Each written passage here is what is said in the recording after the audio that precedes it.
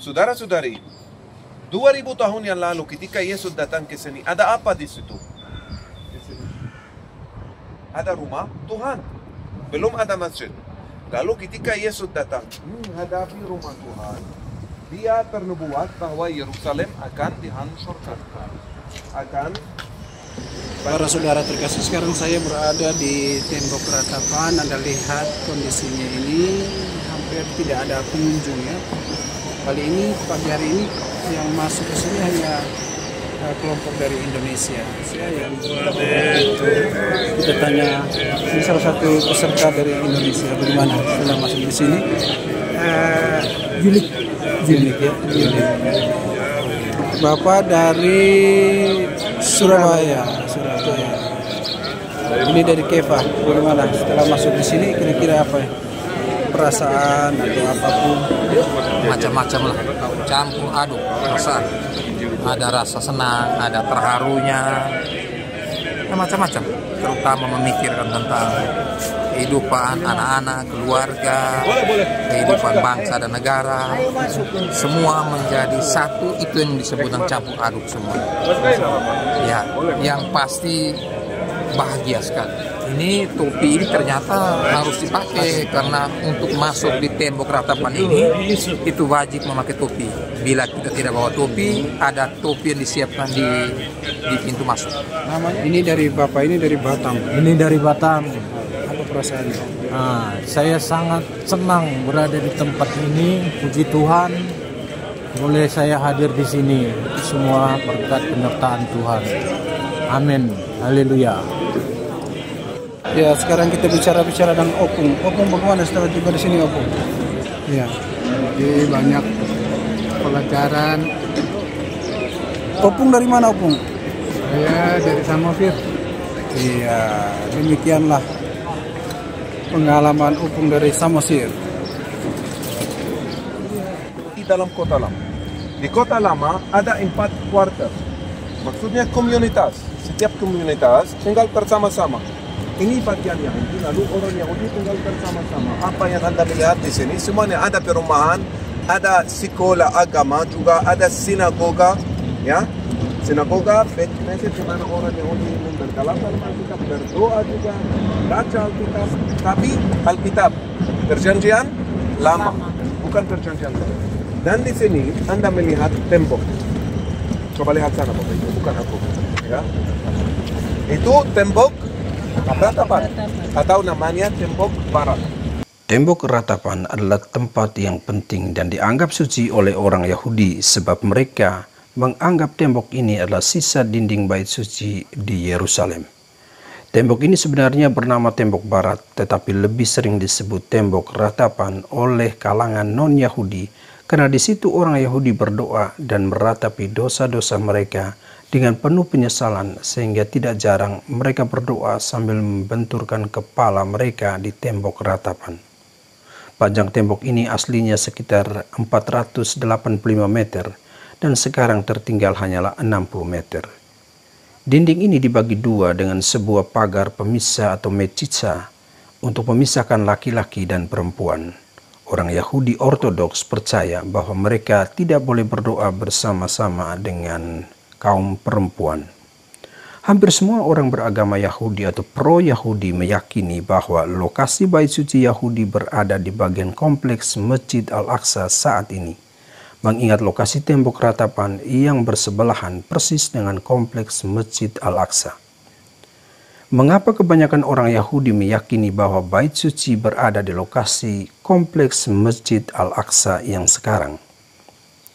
Bait suci yang dibangun Raja Salomo selesai pada abad ke-10 sebelum Masehi, tetapi dihancurkan oleh bala tentara Babilonia dipimpin oleh Nebukadnezar pada tahun 586 sebelum Masehi, yang juga mengawali 70 tahun pembuangan orang Yahudi di Babilonia.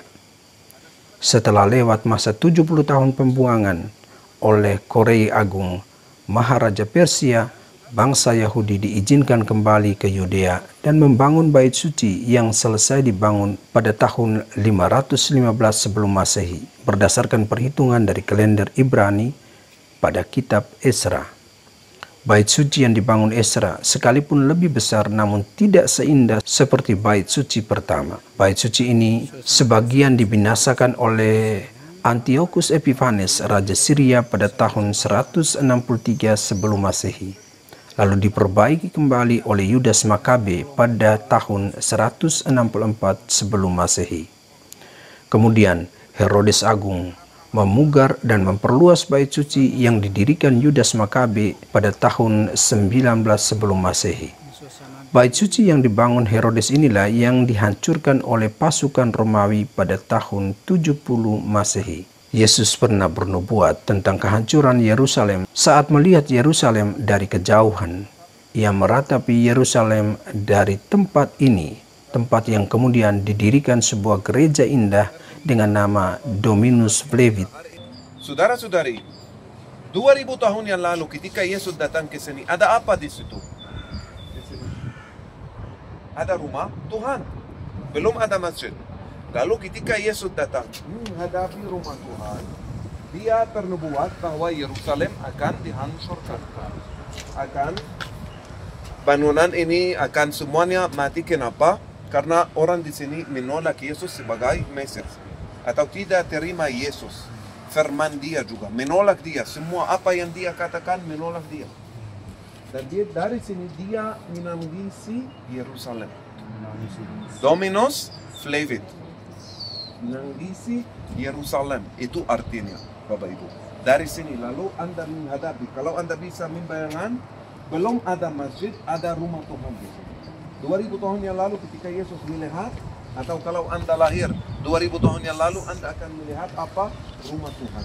Dan Yesus bernubuat tentang rumah Tuhan akan dihancurkan. Kapan Yerusalem dihancurkan? Tahun 70 Masehi. Ketika setelah orang Yahudi memberontakkan melawan kerajaan Romawi, Jenderal Titus mengepung kota ini dari 4 ujung, dari timur, dari selatan sebelah sana, dari utara dan dari barat, melarang orang keluar masuk. Akhirnya membakar, menghancurkan kota ini. Dan rumah Tuhan, baik Allah semuanya dihancurkan. Lalu nama gereja ini, Dominus, artinya Tuhan. Flevit, menangisi Yerusalem. Dan bentuknya seperti air mata. Didesain oleh Antonio Carlucci, arsitek dari Italia, dan dinominasi oleh Biara Fransiskan, gereja Kristen Katolik. Coba lihat pohon ini Bapak Ibu. Boleh lihat, boleh pegang, tapi tidak boleh. Ini namanya pohon duri. Coba lihat durinya besar. Tahu waktu Yesus ditangkap, tentara taruh di atas kepala Tuhan Yesus, mahkota duri diambil dari pohon seperti ini.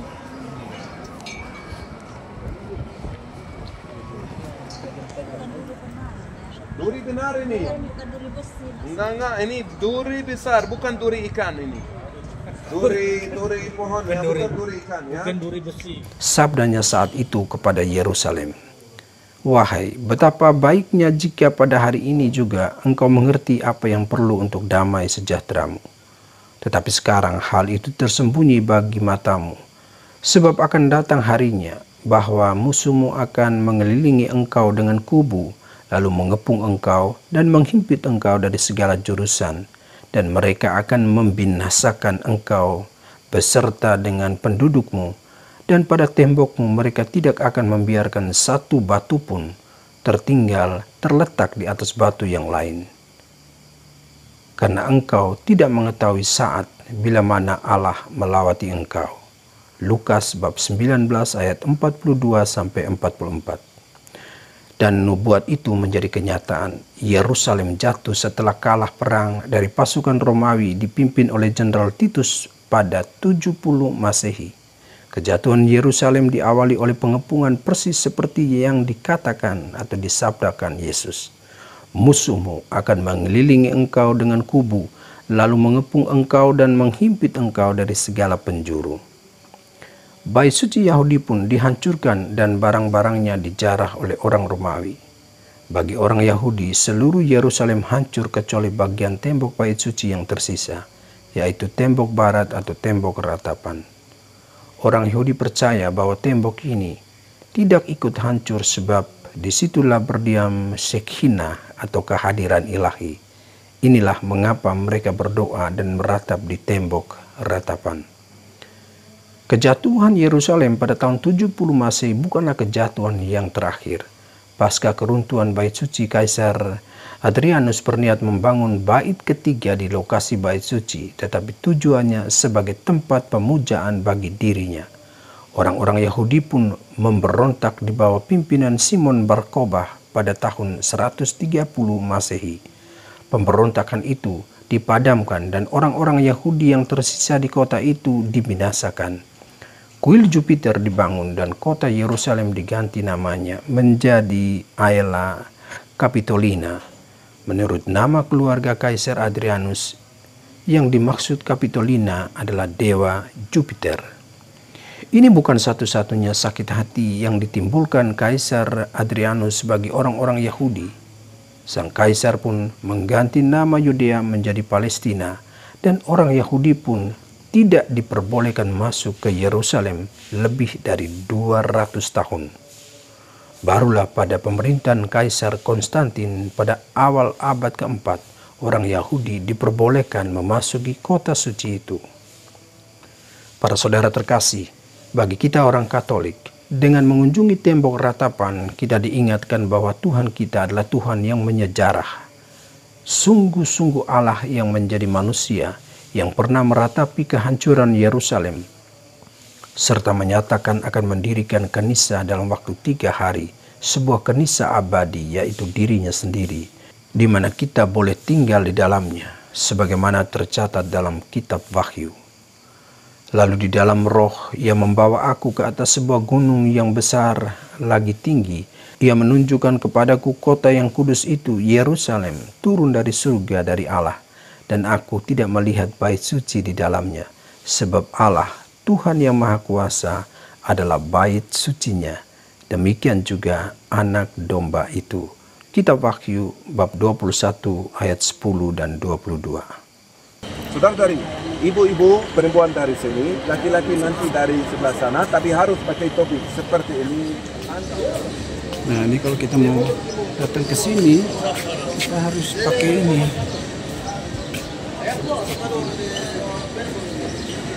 Kita harus pakai ini untuk bisa masuk. Harus saya pakai dulu supaya bisa masuk. Saya sudah pakai, sekarang saya boleh masuk. Suasana sangat sepi ya, tidak seperti sebelum-sebelumnya.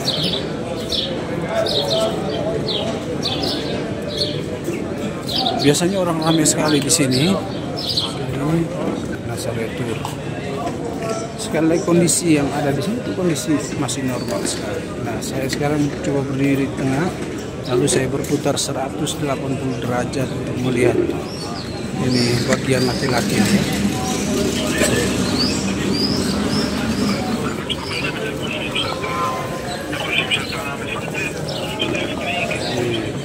Relatif sepi lah. Ada waktu yang diberikan di sini 20 menit dan sekarang saya akan balik meninggalkan tembok ratapan. Jembatan satu itu lewat lagi ke sana gitu. Ujung lagi 6 dia jembatannya. Iya, belum 6. Iya. Nantilah kalau mau ke Tala. Kalau Romo udah pernah Batam kan? Ya. Belum. Oh, belum juga. Ada saudara sudah sekarang. Jadi ketemu Romo Pascal itu di mana? Kami lewat telepon. Oh, lewat telepon aja. Saya kira tidak pernah ke sana. Lewat telepon.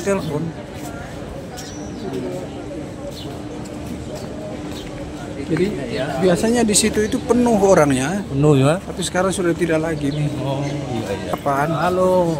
Ini Pak Romo Vincent ini, Pak Romo Nah, Pascal. yang di belakang kami itu tentara-tentara Israel. Mereka itu remaja-remaja ya. Iya. Sedang wajib militer gitu. Salam dari tembok ratapan Yerusalem. Tuhan memberkati.